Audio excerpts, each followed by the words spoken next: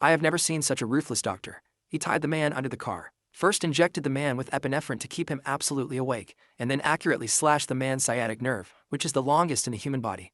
It was also the nerve that had the strongest reaction. The man was immediately in pain. Seeing that the man was still unwilling to let go, the doctor took out a corrosive and applied it on the man's wound. The severe pain made the man almost faint, but the adrenaline took effect, making him unable to survive or die. The reason why the doctor hated the man so much was because of a murder. The doctor's name was Paul, who was a surgeon at Chicago Hospital. The family was happy, but in recent months, the crime rate in Chicago had soared, and Paul was working more and more. On this day, another police officer was shot. However, when he was pushed into the operating room, he had no vital signs. Paul could only regretfully announce his death. The next morning, Paul received the good news that his daughter was admitted to New York University. The family came to the hotel to celebrate. After they finished their meal, Paul asked the waiter to help him drive out. The waiter saw that they were driving a luxury car, so he secretly took a photo of Paul's home address while driving. At this time, Paul had no idea that it was Paul's birthday soon.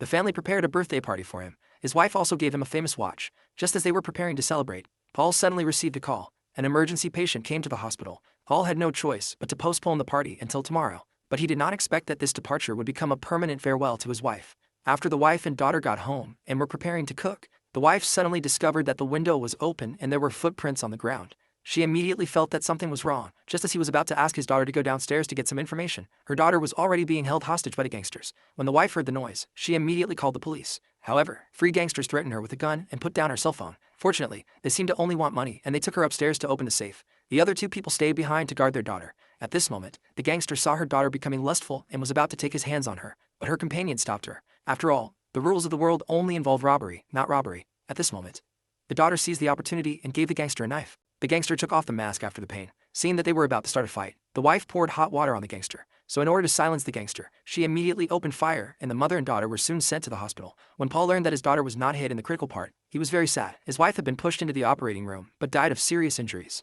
The police chief found Paul to inquire about the situation and assured him that the murderer would be brought to justice. Paul attended his wife's funeral, and his old father-in-law was still comforting him when they returned to the manor. He happened to meet a poacher, and his father-in-law had a bad temper, and he directly pulled out a gun and shot him. He told Paul that sometimes justice needs to be achieved by his own hands. This sentence deeply touched Paul. Due to the death of his wife, Paul suffered from depression. He took the initiative to find a psychiatrist for guidance, but unfortunately it had little effect. As time passed, the case made no progress. Paul came to the police station to inquire. However, the walls of the sheriff's office were full of unsolved cases.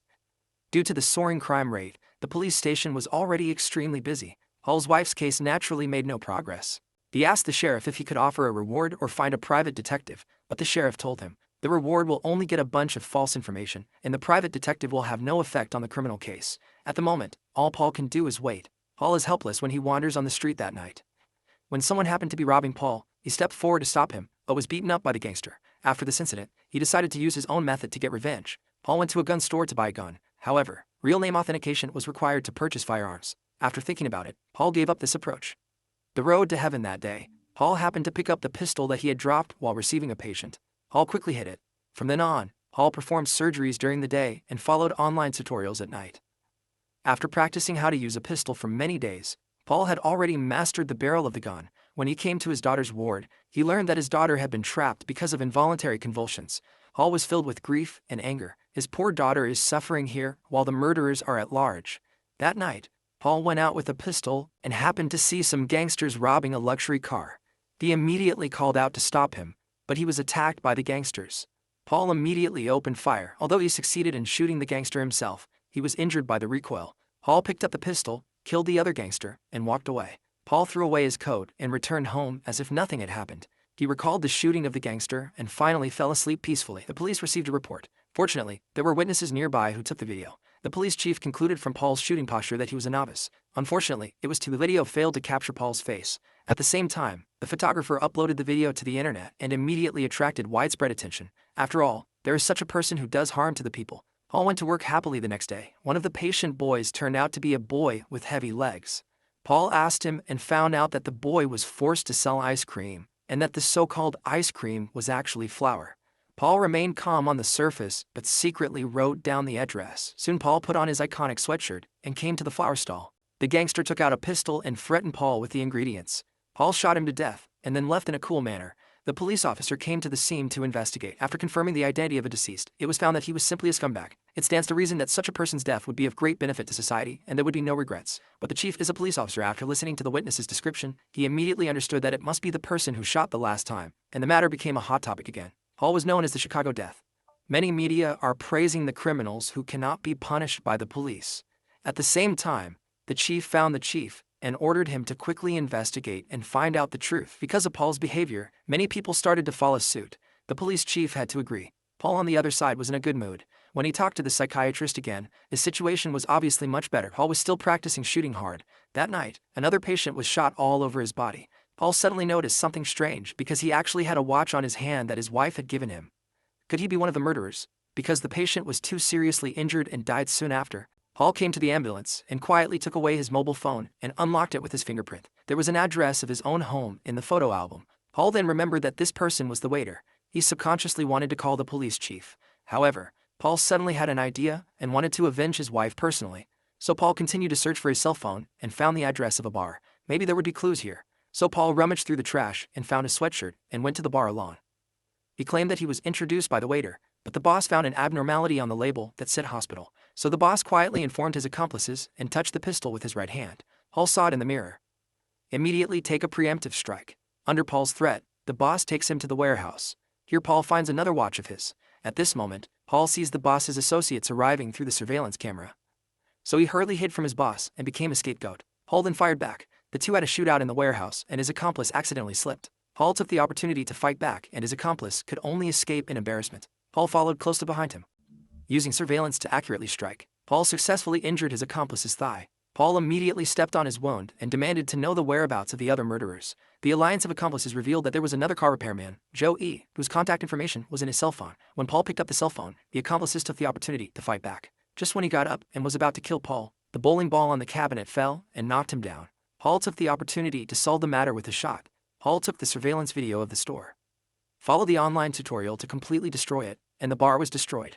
The police chief also soon learned that Paul's ring had fallen on the scene, so the police chief came specially to claim that there was a major breakthrough in his wife's case. Paul ostensibly asked the police chief to continue the investigation.